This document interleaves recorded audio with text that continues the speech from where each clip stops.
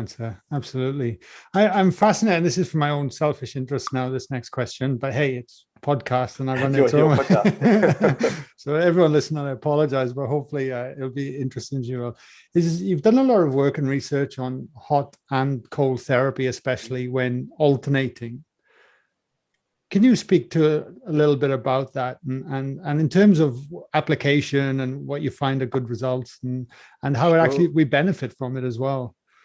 Sure. Well, if you think about, water, I mean, the only reason why we're alive on Earth is the Earth is in the Goldilocks zone, in between, where it's not too hot and not too cold, and water can exist in a liquid state. And all life exists in a very narrow temperature window. So all life has to cope with the extremes of temperature, both hot and cold. And in fact, there's another story, but the water on Earth actually was the mixture of the hottest water and the coldest water in the solar system. And then life appeared on Earth where the hottest water on Earth met the coldest water on Earth, which is at the very bottom of the oceans, where the densest, coldest water sinks to the bottom of the oceans, and it meets hot water coming out of hydrothermal vents. It's been heated up inside the Earth and it's laden with ore. And you have this incredible mixture of pressure and temperature and solutes, and that's where life originated, at this interface of hot and cold. And for ourselves, when you are exposed to extremes of hot and cold, you can very easily put yourself in a life and death situation, because either hot and cold are life-threatening. But you can do it in a very controlled way, and you can do it to explore the edge of your comfort zone. And I've come up with a whole methodology and theory around what I call extreme wellness. And that involves you expanding your dynamic range and just visiting the edge of your comfort zone. So it's not pushing it, it's not trying to force it to expand. But if you just visit the edge of your comfort zone, and you can do it not just in terms of heat, you can do it in terms of water and glucose and oxygen and temperature and carbon dioxide.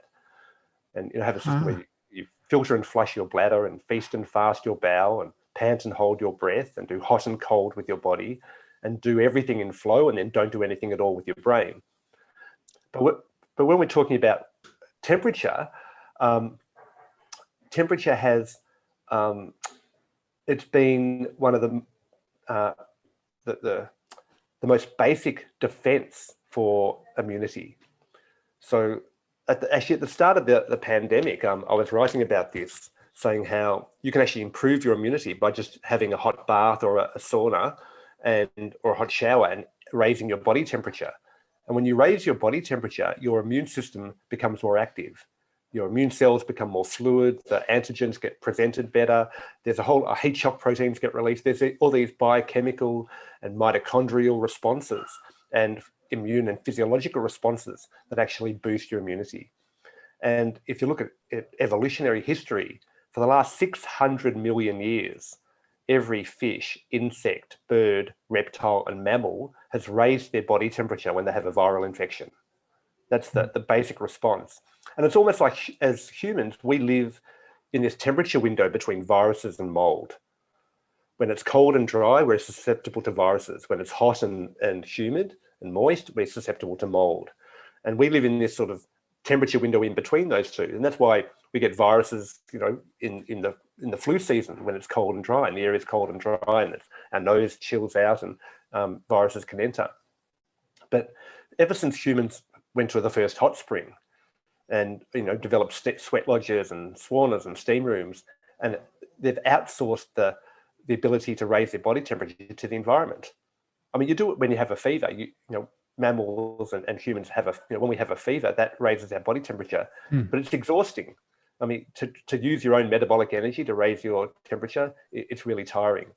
But if you can outsource that to your hot water system or the sauna heater or a heater, you can actually do it and be quite relaxed. Mind you, when you do that, and I've done a lot of research. One of my PhD students is just finishing her 5-year research on saunaing, and what we found was that across the board, when people use saunas especially, they sleep better.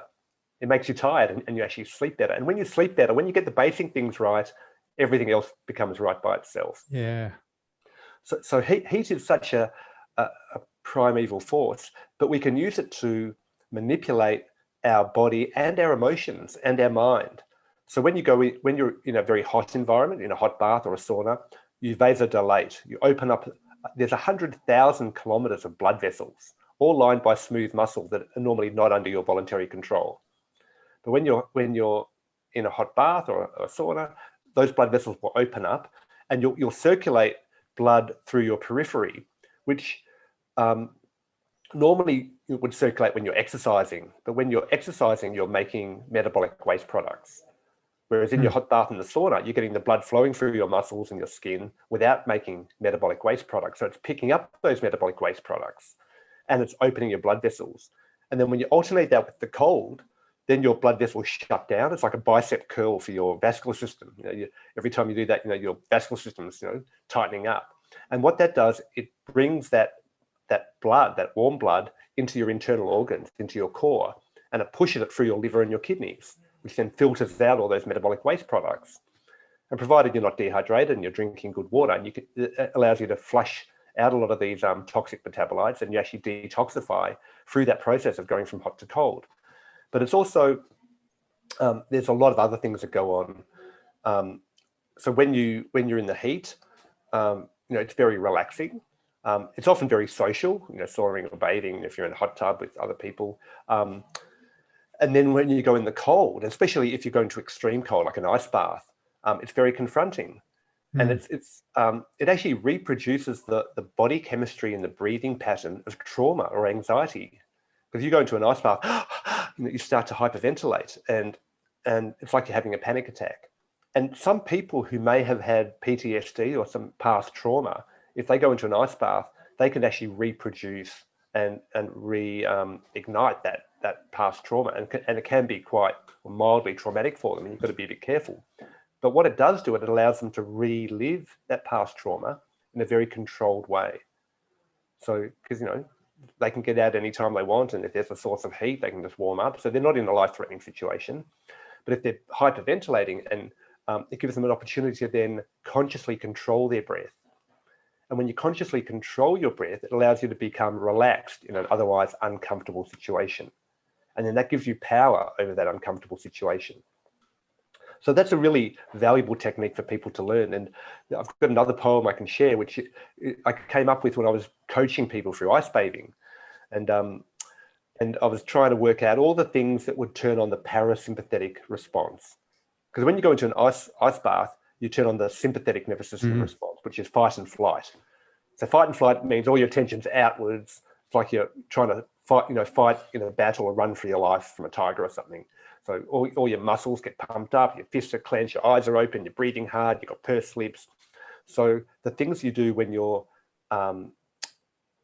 relaxing, parasympathetic response, are the things you do when you're safe in your cave. Things like eating, using fine finger movements, writing, drawing, sewing, flirting, sleeping. So they're the things you do with the parasympathetic nervous system response. And there are 10 physical actions you can do to stimulate or simulate those responses. I call them the 10 hacks to relax.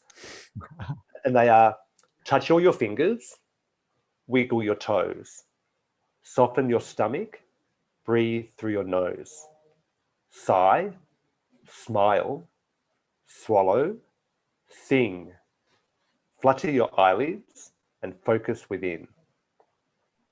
So those activities stimulate parasympathetic response. If you do that in an ice bath, it'll tell you that you're calm and relaxed. You'll convince your body you're calm and relaxed. But it actually works anytime you're scared, upset, in pain, or anxious. If you do those activities, it'll calm your body down. And I really like activities that get to your mind through your body. Because it's hard. It's often hard. I'm panicking. I know I'm panicking, but how do I think my way out of a panic? That's hard. But if okay, I can just do these physical activities, wiggle my toes and touch my fingers. And a lot of those activities, you'll notice, are controlling the breath, softening your stomach, breathing through the nose, sighing, singing, smiling. They're all really controlling the breath. So the breath is really the portal to link the mind and the body. And if you can take control of your breath, you've won the battle over anxiety. Yeah, it's massive.